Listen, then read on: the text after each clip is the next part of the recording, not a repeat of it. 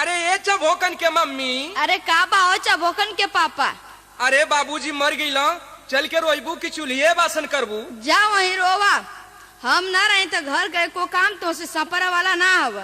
अच्छा चला चला थी रोवत देखी ते आज तू का घोटेला आ कहो हमरे तो रोऊ ना आवत कैसे अरे रोई। दादा रे दादा यो बात तोरे रोवे ना आवत बा।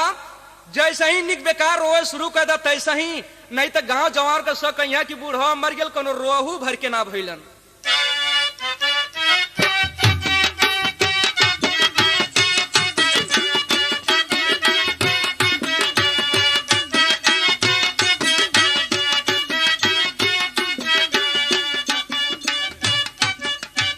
बुढ़ाई में इतना उधैले रे बुढ़ावा, उधैले रे बुढ़ावा, मेहरी से पतोहिया बनवले रे बुढ़ावा।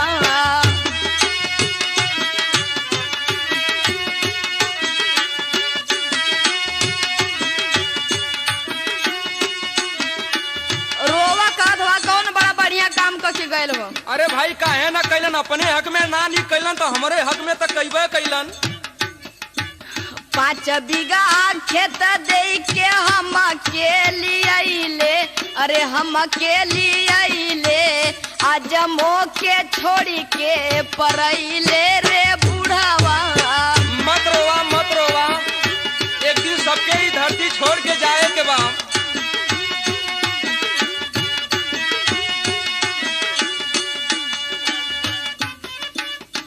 वही के रहल काहे मोसे ना बतावले, अरे मोसे ना बतावले, नैये रजैया फेंकवले रे बुढ़ावा। अरे भाई इतना सब जानत त काहे के मरवा करत।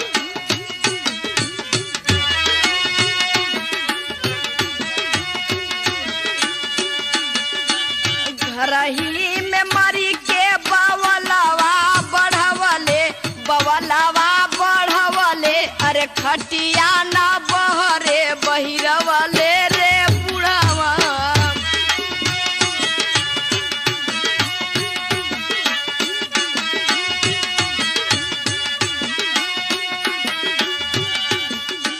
कलिए कमे हदी मो हाथ में लगवलो, अरे हाथ में लगवलो, वही हाथे घरवा पोतवले रे बुढ़ावा। अरे भाई एके के जानत हल कि आज रात में दादा मर गई हैं।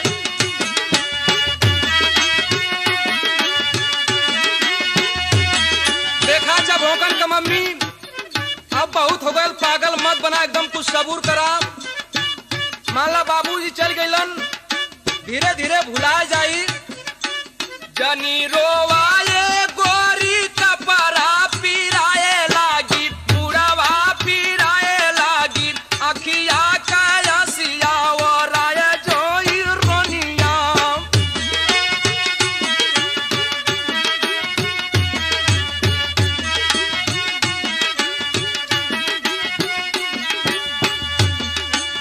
गरमी में मुअल होते तेरा ही करवतो, ए ठाला में मर के बुढ़वा रद रुसुआ कर देहलस को। का करबू, 5 बीघा खेत आलू हो तो के लिवा में बेच देलन, कहाँ से तेरही होई। गरमी में मुअल होते तेरा ही करवतो, अरे तेरा ही करवतो, थलवे में खर्चा बढ़वले रे बुढ़वा। हाँ धान काट के आदमी तैयार कर ले रहा था ना, थोड़ा सस्ता मिलत।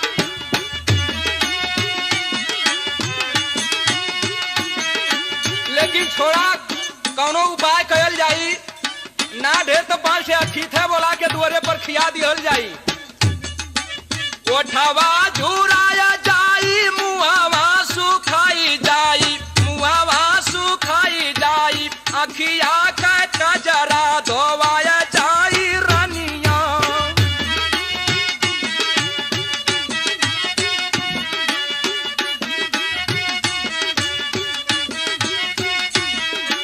मेहरी से पतोहिया बनवले